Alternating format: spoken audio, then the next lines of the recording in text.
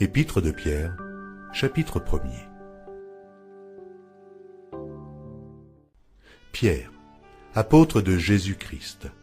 à ceux qui sont étrangers et dispersés dans le Pont, la Galatie, la Cappadoce, l'Asie et la Bithynie, et qui sont élus selon la prescience de Dieu le Père par la sanctification de l'Esprit, afin qu'ils deviennent obéissants, et qu'ils participent à l'aspersion du sang de Jésus-Christ. Que la grâce et la paix vous soient multipliées. Béni soit Dieu le Père de notre Seigneur Jésus-Christ qui, selon sa grande miséricorde, nous a régénérés par une espérance vivante, par la résurrection de Jésus-Christ d'entre les morts, pour un héritage qui ne se peut ni corrompre, ni souiller, ni flétrir, lequel vous est réservé dans les cieux. À vous qui, par la puissance de Dieu, êtes gardés par la foi pour le salut, prêt à être relevé dans les derniers temps. C'est là ce qui fait votre joie. Quoique maintenant, puisqu'il le faut, vous soyez attristés pour un peu de temps par diverses épreuves, afin que l'épreuve de votre foi, plus précieuse que l'or périssable, qui cependant est éprouvé par le feu, ait pour résultat la louange, la gloire et l'honneur lorsque Jésus-Christ apparaîtra. Lui que vous aimez sans l'avoir vu, en qui vous croyez sans le voir encore,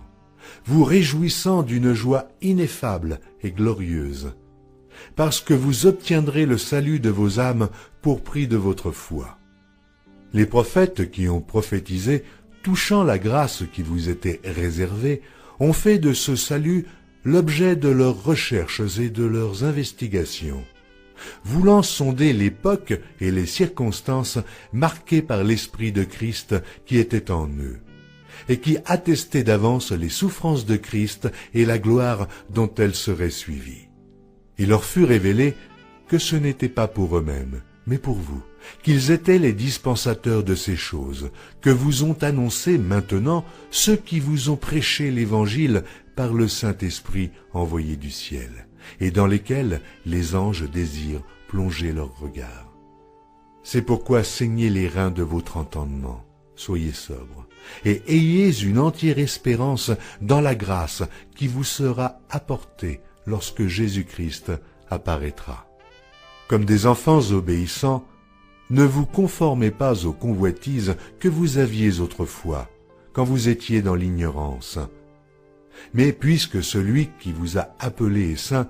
vous aussi, soyez saints dans toute votre conduite, selon qu'il est écrit « Vous serez saints, car je suis saint ». Et si vous invoquez comme Père celui qui juge selon l'œuvre de chacun, sans acception de personne, conduisez-vous avec crainte pendant le temps de votre pèlerinage,